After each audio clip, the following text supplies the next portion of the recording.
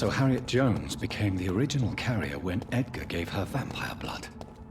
I must tell Elizabeth.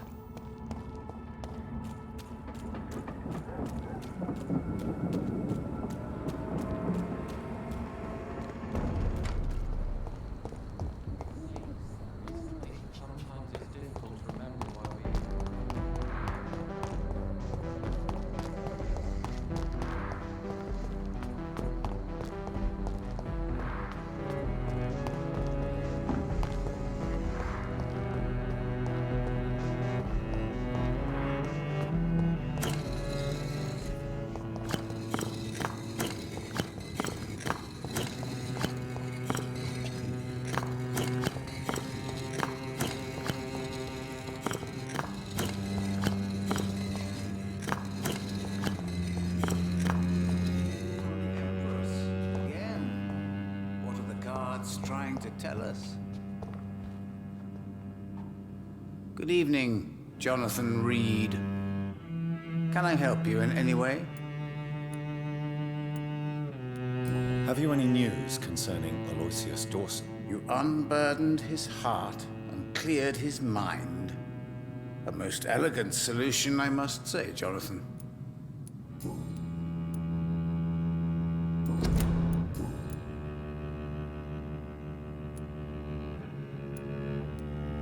How do you measure the amount? I told you.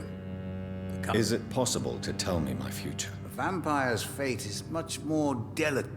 I would rather not know. How do you measure the amount? Tell me the truth, Usher. Are you a vampire? By the stole, you really thought you could force Usher Talltree to yield to your little mind tricks like an oblivious mortal?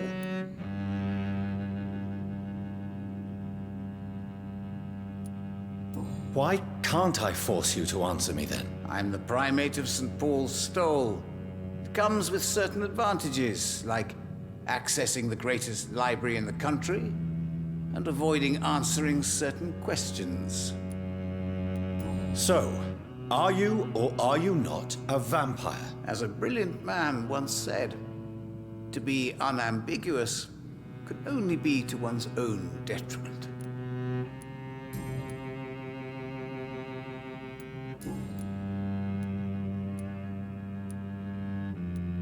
I found your notebook.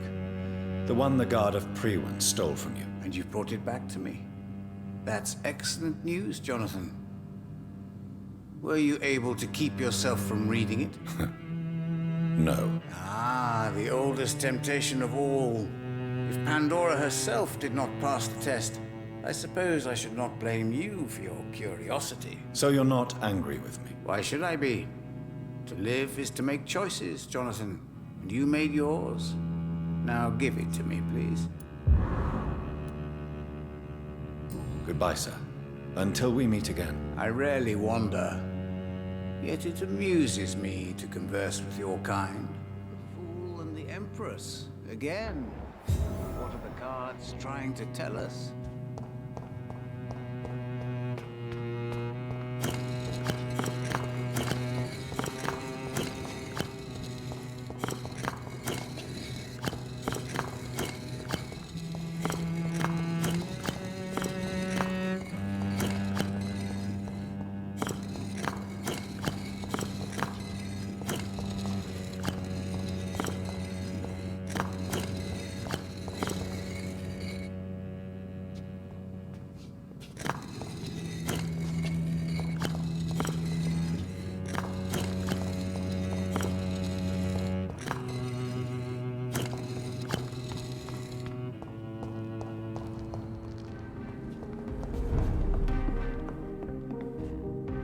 Good evening, Dr. Reed.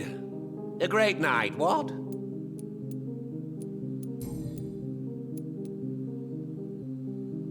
So, did you try the restaurant I recommended? Oh, yes. I can't thank you enough, my dear doctor. Exquisite, but expensive. But what is money made for, if not for little pleasures?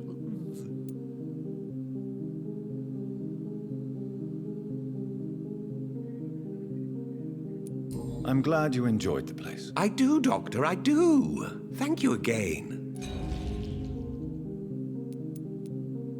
Calhoun, tell me about your relationship with Doris Fletcher. Oh, Doris. Cold fire and burning ice trapped in a perfect body. Our passion was as intense as it was brief. What an actress. How did you meet her? On a boat to France before the war. She was thinking about a career in Paris, and I was eager to try French gastronomy. We both returned disappointed. I expect you've seen her on stage, too. She really is the best actress of her generation. Such frailty and such strength at the same time. I hope she'll play again soon. She's been away for too long. You sound surprisingly sad. Have you regrets? I think of her as a divine dish. I'm glad I was able to taste it, but I regret I could only get a bite of her mystery. You really loved her then? She fascinated me, Dr. Reed.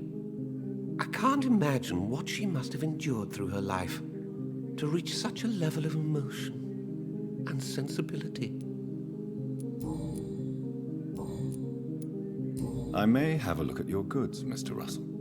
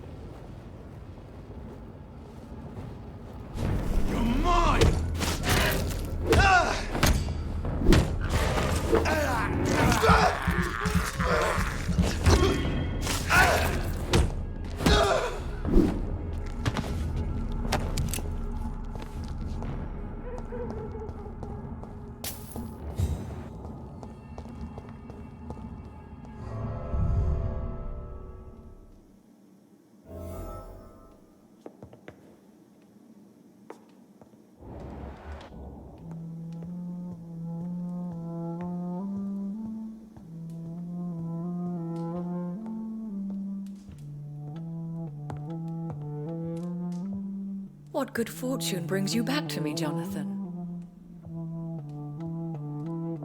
What is it, my dear? I'm afraid it's bad news, Elizabeth. The worst, actually. Please, speak up.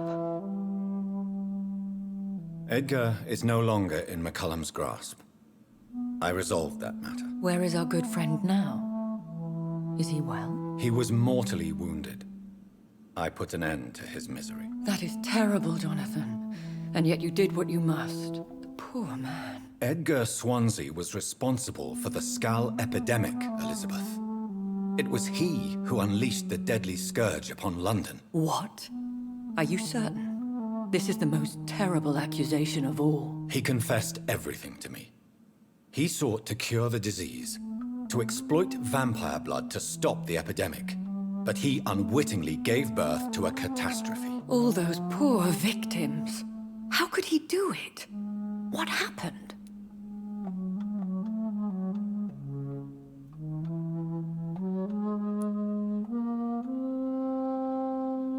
Edgar gave no heed to ethics. His theory could have been proven to be correct, but he abused the confidence of his patients to test it. I must say I'm shocked, Jonathan. Who would have thought it? And the poor patient. Let me guess. It was Harriet Jones, was it not? Yes. That explains how Doris Fletcher was infected, and how she became an Icor. She secretly visited her mother at Pembroke. Then we have no choice. We must act quickly, Jonathan. We must return to the sewers and put an end to the threat poor Harriet embodies. I have one more matter to discuss with you. Harriet Jones was the primary case, but do you know what a healthy carrier is? There is a tone in your voice that frightens me, Jonathan. What are you trying to say? It was your blood Edgar used for his experiment on Harriet Jones. What?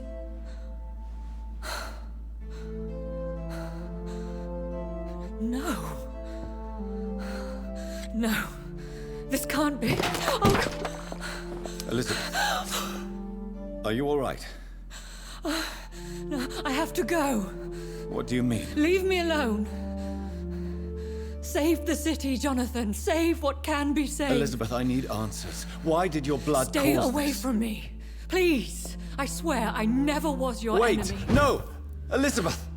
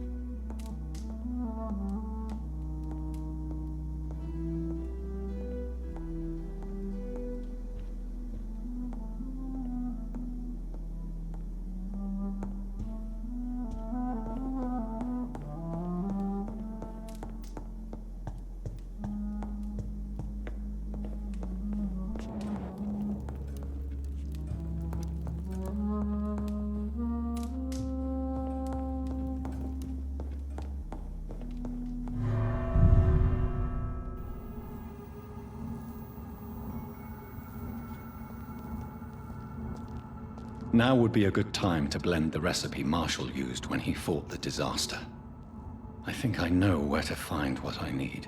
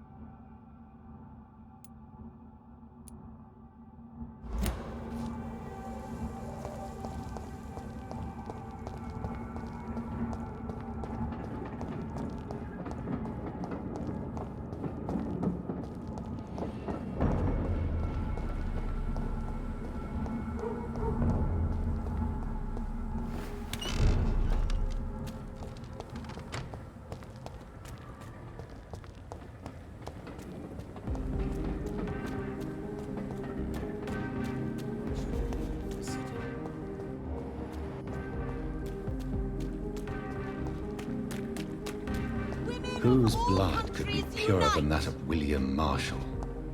Lord Redgrave will have to spare me. Only the first step. Support the equality between men.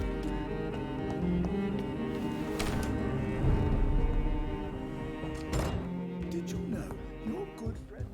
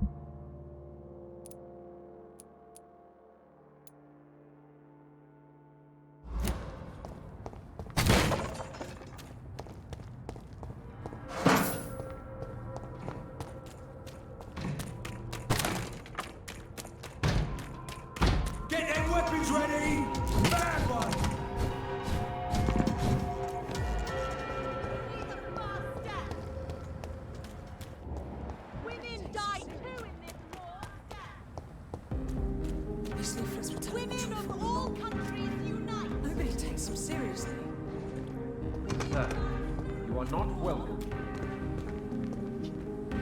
The equality between men and women.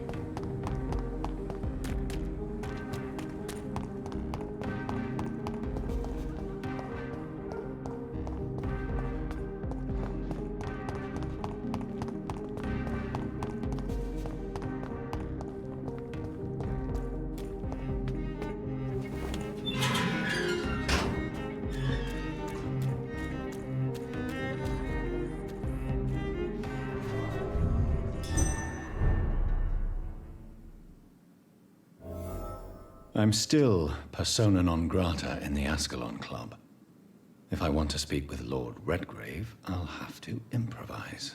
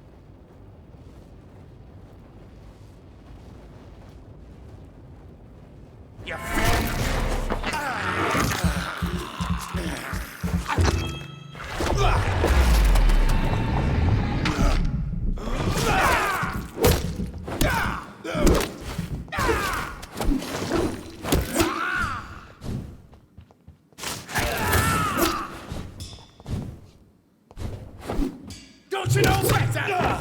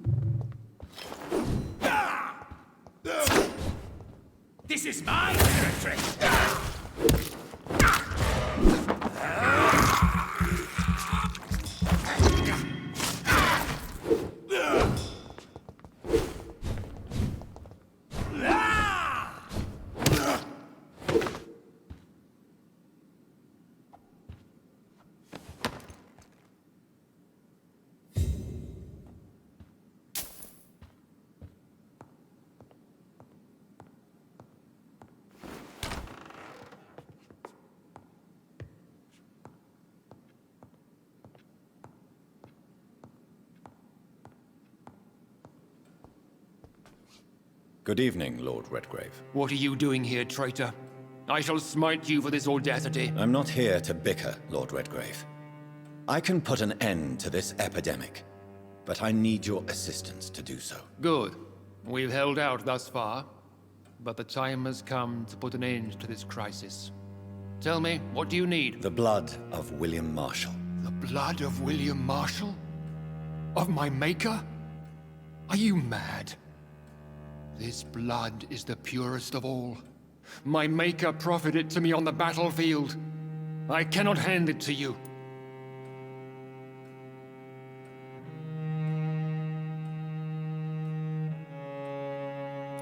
This is more important than the club, you or me. This is London's last hope. I see. Well, in that case, given the gravity of the situation, I suppose I can spare you a drop. Thank you, my lord. If you manage to save this city, you'll prove yourself a veritable servant of the crown. So Godspeed, Dr. Reed. Our fate lies wholly in your hands.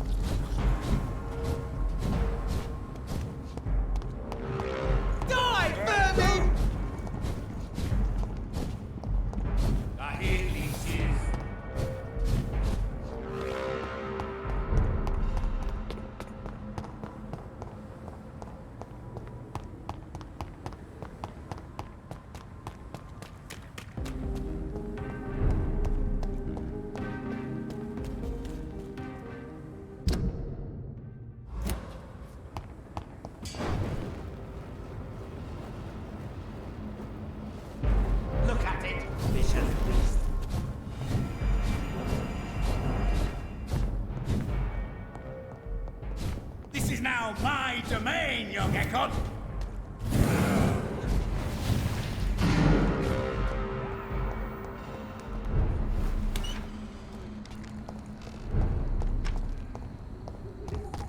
So much violence around us, but still, I don't feel afraid.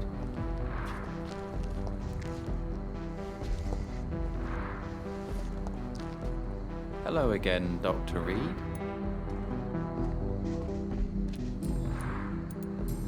Do you need my medical attention, sir? Indeed.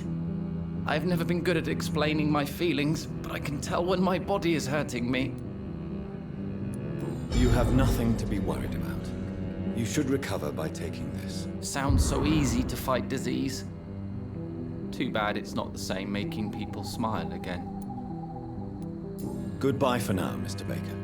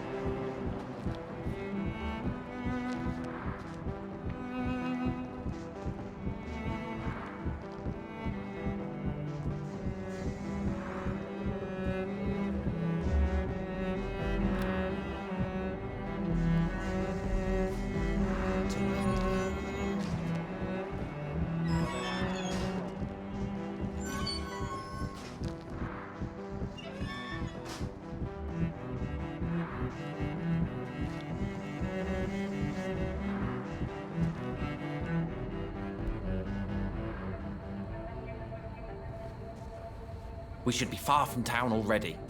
All right, but where would we go? Anywhere. Anywhere that isn't here. And what is that, by the way? A safer place? A less strange place? And where would that be? Life is strange, and we are alive. For now, yes, but for how long? If we decided to flee, we should be far from town already. All right, but where would we go?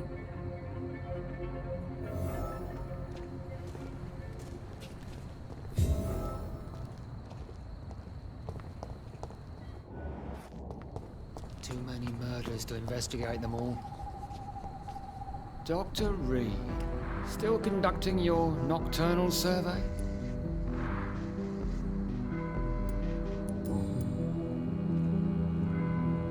Is it true you were dropped in rank? Tell me about it. Yes, it is. I made a terrible mistake. I deserved it. Sometimes I think I should have resigned. So why are you still working here? Because I'm a damn fine copper.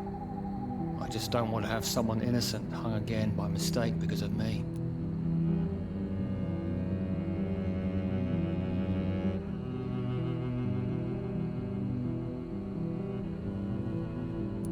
The death penalty is not an efficient deterrent.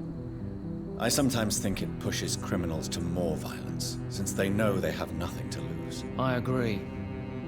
I'm convinced all civilized nations should abolish the death penalty.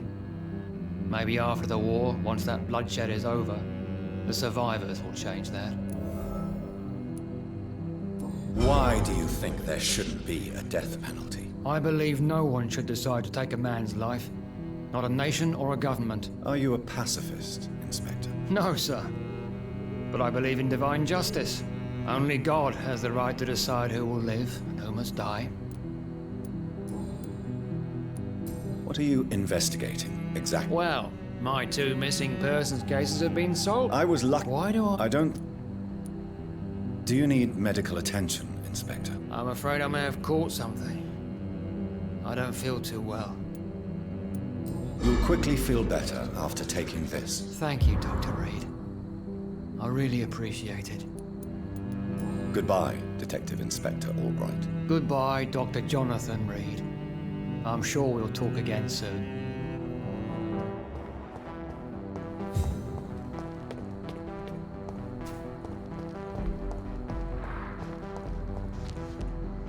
Good evening, Mr. Baker. Why do I always have feelings of déjà vu when I talk to you? Pericles, tell me why your brother disagrees with your presence here. Agamemnon is naive sometimes. Although don't consider him a fool, sir. He is often more lucid than me.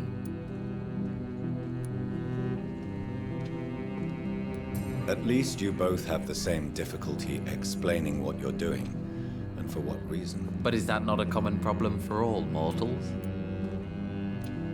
What can you tell me about your brother? If you are searching for a pleasant chat, you should speak with him instead of wasting your time with me. He has always been the more gentle of us. That's it? That's all you can tell me about him? For the time being, true kindness is the most valuable quality, my good sir.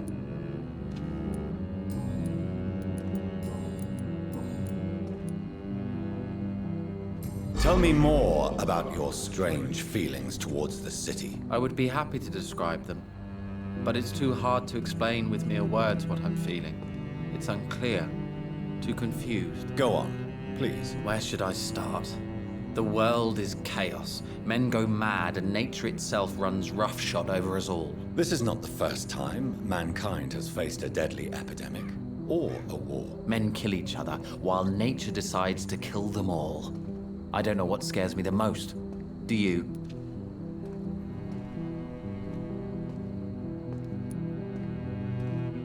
Both can be disastrous, and a combination of the two merely increases their potency. And what if they were just a sign of worse disasters to come? Something of biblical proportions, I wonder. How long have you been waiting for this man? Sometimes I feel as though I've been waiting for him for ages. Perhaps it is my role in life to wait for him. Not a pleasant thought. It could be dangerous for you, waiting here all night. That's quite true. But what other choice do we have? We are waiting here until we finally go.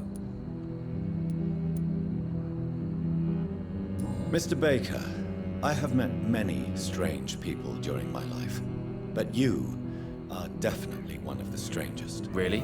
I don't feel particularly odd or weird. All I want to do is leave. What's wrong with that? Why are you still waiting for this person? What would be the point of going before meeting the man, as he's going to help us leave?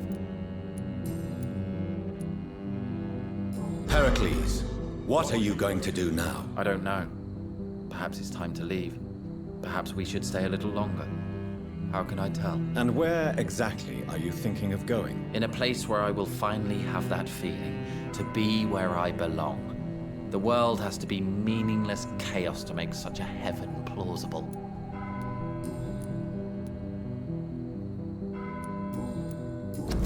Do you need my medical attention, sir? I'm afraid I do. I knew we should have left London. I don't want to appear tactless, but you're risking your health by remaining outside at this hour of night. Says the doctor, who also works outside at night. But as always, the imprudent person enjoys the company of their fellows. Goodbye, Mr. Baker. Hello again, Dr. Reed. Tell me, how long have you been waiting here? I can't say for sure, since I have no watch. But the night is still young, and I am not tired. Is that the most honest answer you can give me? Yes, I think so. Why does it irritate you, sir? Is comprehension really that important to you?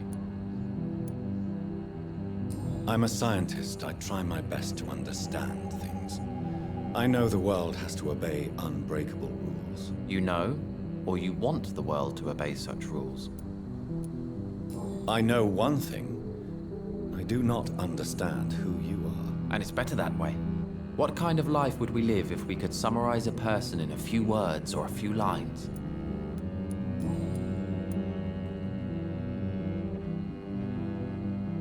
If you finally manage to leave London, where do you intend to go? A happy place, that's for sure. A place where I can smile because I know the next day will be better than the previous one. Such a place doesn't exist. There are never any guarantees that tomorrow will be a better day. That would mean I have no hope left, and I just can't accept such a conclusion.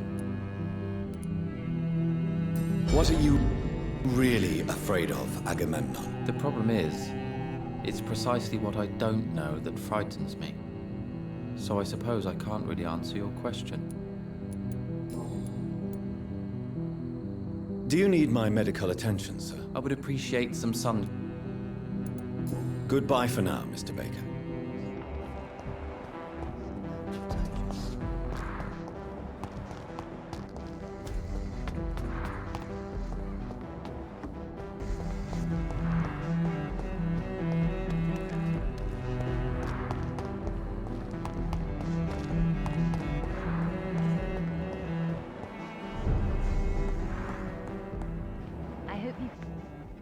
Good evening, Miss Price. You know you can call me Carolyn, my dear doctor.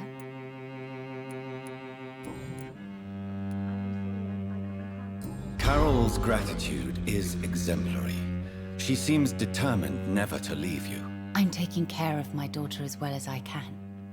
It's not always easy, but she's the best gift life gave me. But she'll probably leave you someday to live her own life. Will that be difficult for you? Why would she leave? Children sometimes stay with their parents until the end, for they know no one else will love them as much.